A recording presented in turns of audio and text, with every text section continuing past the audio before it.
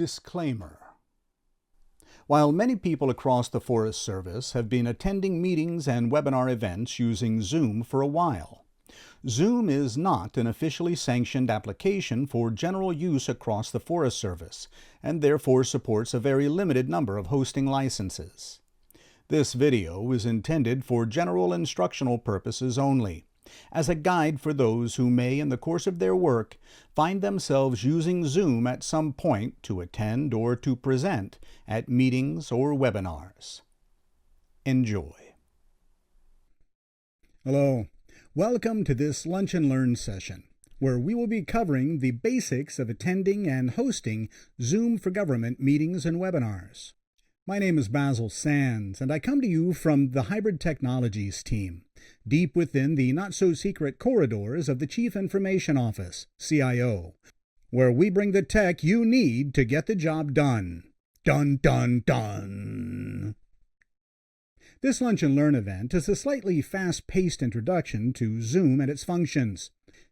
Zoom101, if you will.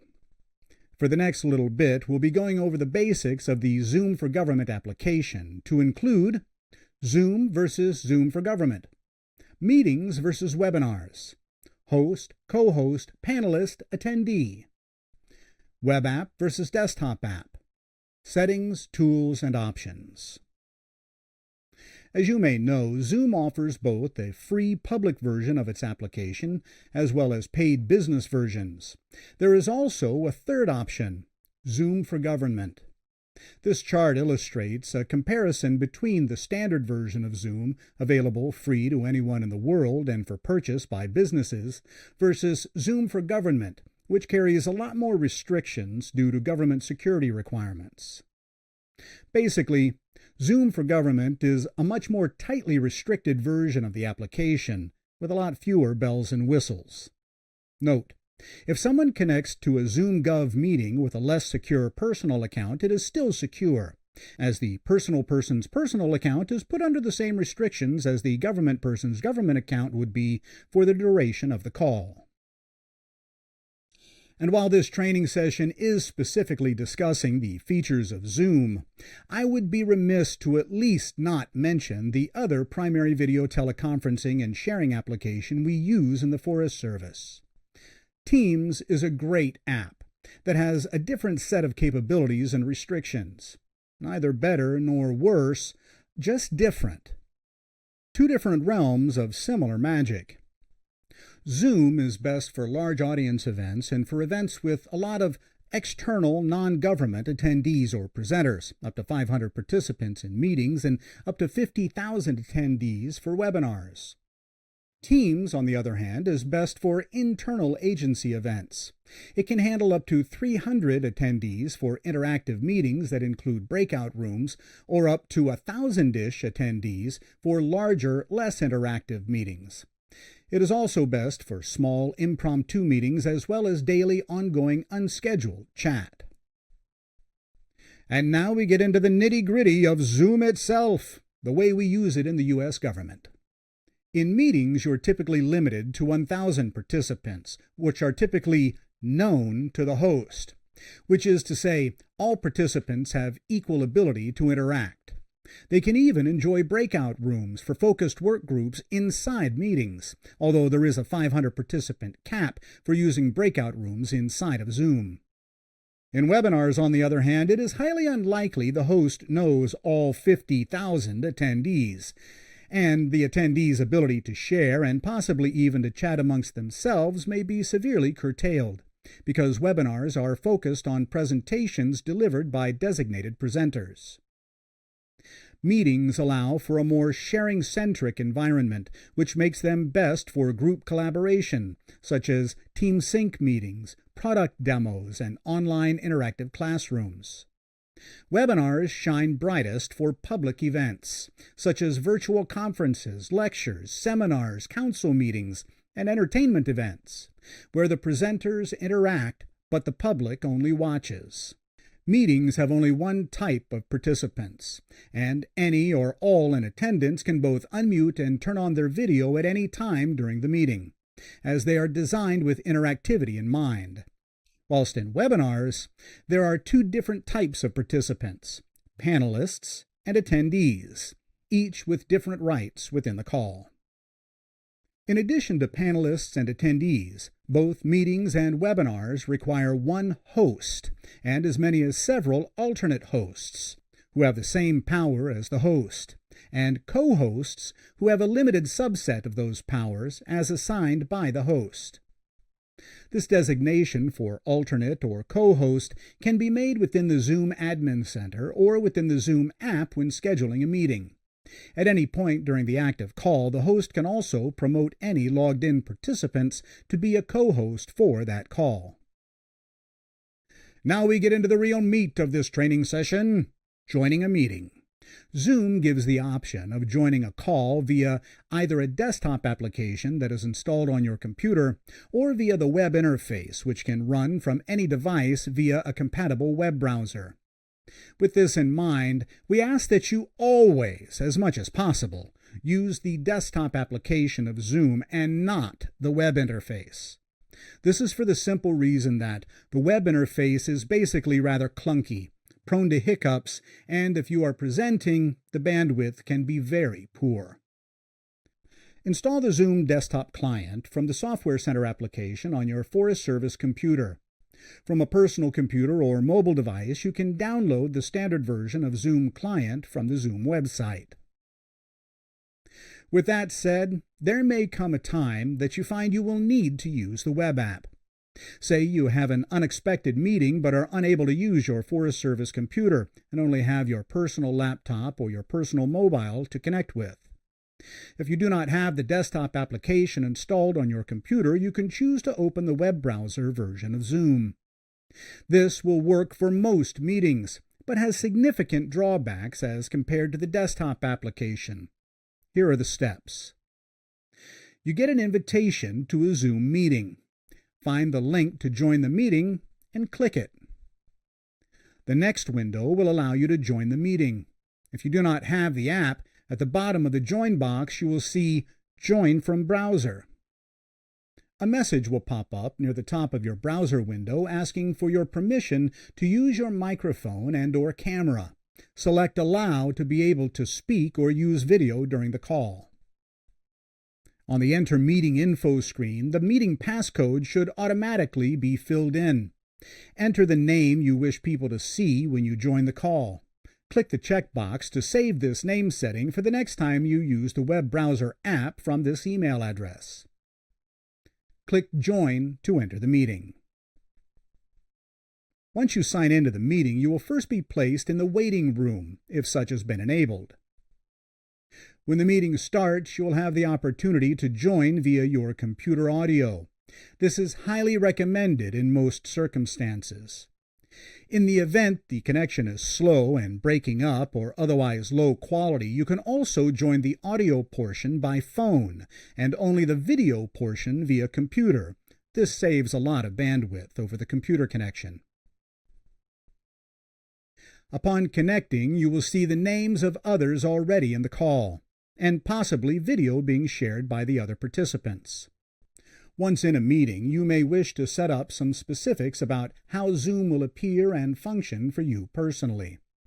These settings will remain connected to the email address with which you join the meeting and will be the same for any subsequent meetings you join. Click on the Settings icon in the bottom right corner of the Zoom screen. If you do not see Settings, it may be beneath the three dots down there. This will open the web browser settings menu, where you can adjust the following. Under General, you can adjust how it looks to you and choose the skin tone you prefer others to see in your emojis. Video settings allows you to manage the way your camera displays you to the world, whilst the audio menu allows you to choose which speaker and microphone to use. Default is to use the same devices your system already has active. If you join a meeting and cannot hear anything, this is the place to check. During a call, you can also easily get to these settings by clicking the up arrow next to these two icons. Selecting Background will enable you to add a virtual background behind you, if you'd rather not show the world the actual room you work in.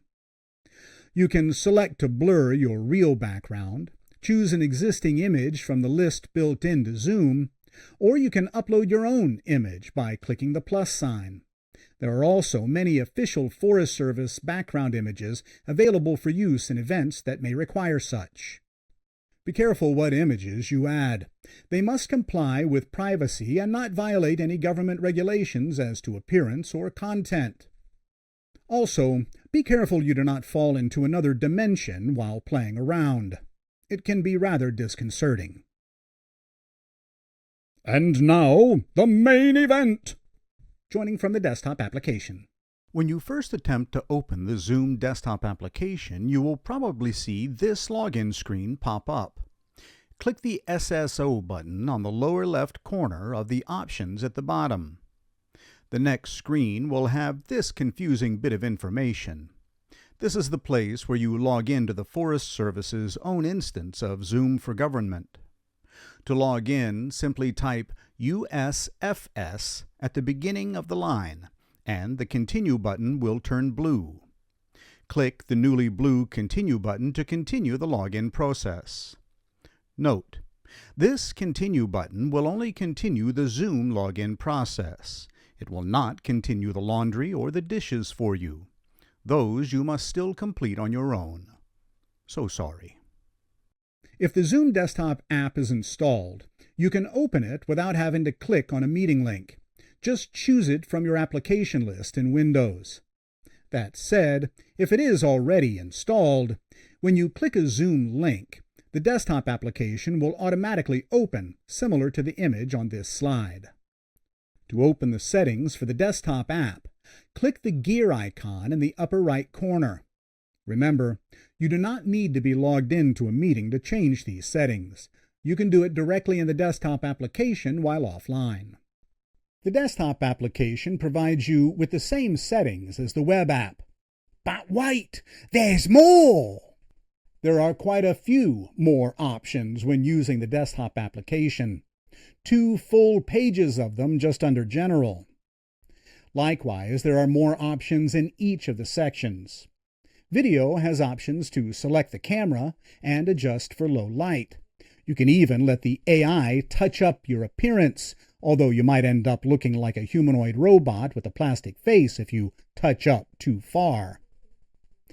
I always recommend clicking Turn off my video when joining, so you do not end up popping on screen every time you join a meeting, which can be embarrassing on a bad hair, spilled French dressing on my shirt, grumpy face day.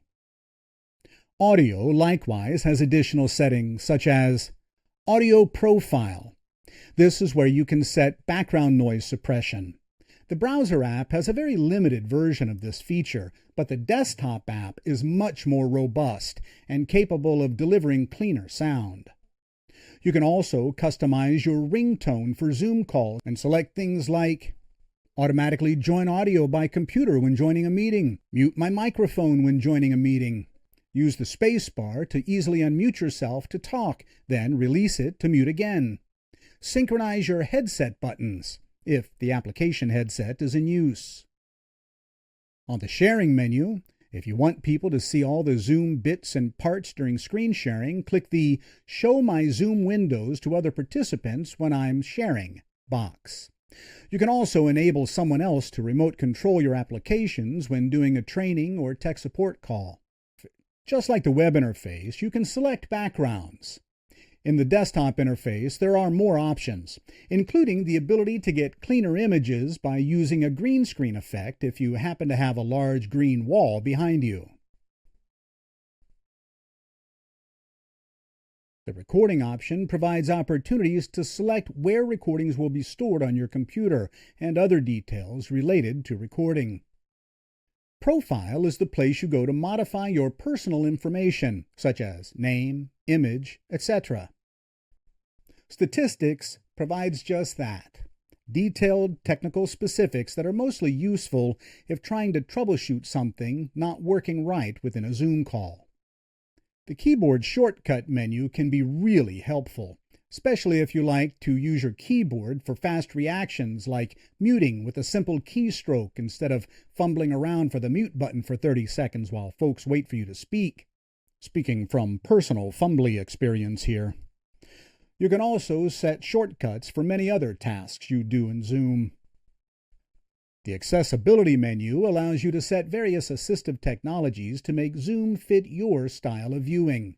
The Screen Reader Alerts list has 21 options you can modify for how you want those alerts to come and for what. And now, the meeting itself! When you're in an active meeting, your screen should look something like this, but probably with different names on it. During an active call, on the bottom left corner of the Zoom app, you will see the microphone mute icon. Click the little up arrow to the right of that icon to see a list of possible microphones and speakers you can use to speak and listen to the meetings. You can also, as mentioned earlier, get to the regular settings page, as recently reviewed, by clicking Audio Settings at the bottom of that list. The same holds true for the Start Video button right next to the Mute button. If you have multiple cameras connected to the computer, they will show up here. You can even choose that background image while live in the show. The Participants button shows you a list of who is in the meeting, and if you're the host of the meeting, you will also see all of these other options. Click on Participants to see a list of everyone attending the meeting. You can also use this button at the bottom of the Participants list to quickly share the meeting invite to others who may want to join. This one.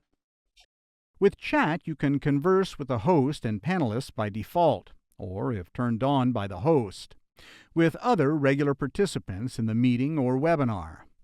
If you want to share your screen for others in the meeting to see your presentation or shared document, it is as easy as clicking the Share Screen icon along the bottom here.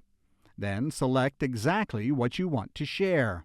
You can share the entirety of your desktop, a specific application screen, or even a video with sound. Click the appropriate box on the right. This is basically what I'm doing with you now. Anytime a meeting is being recorded, all participants will be warned upon connecting to the call or upon the record button being clicked. If the host has authorized recording by participants, you can click here to do so. If not, you can request permission. Most often, if a meeting is being recorded, it will be by the host or a designated recorder. Only one person at a time can record a meeting in progress. Some meetings are not authorized for recording due to privacy regulations. The host has the option of allowing built-in automated captions or using a human captioner who creates accurate live transcription of the captioning during a presentation.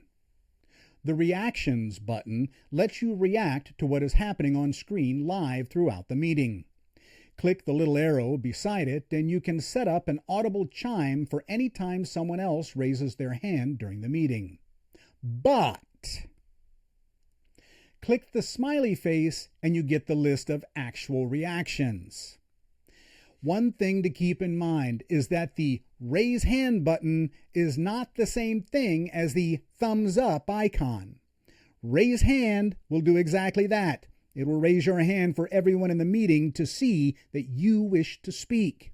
Kind of embarrassing when that happens in the middle of an address from the chief, etc. Make sure you know the difference between raising your hand and clicking thumbs up. Very different. Another very useful feature of Zoom is the interactive whiteboard. This must be turned on by the host and is a great tool that provides a very interactive interface for meeting productivity. And there we have it, all the way across the menu and back around to this slide. Thus ends our short, fast, furious introduction to Zoom in the Forest Service. For questions or assistance with Zoom, please contact the Hybrid Technologies team at sm.fs.hightech@usda.gov. That's sm.fs.hightech@usda.gov.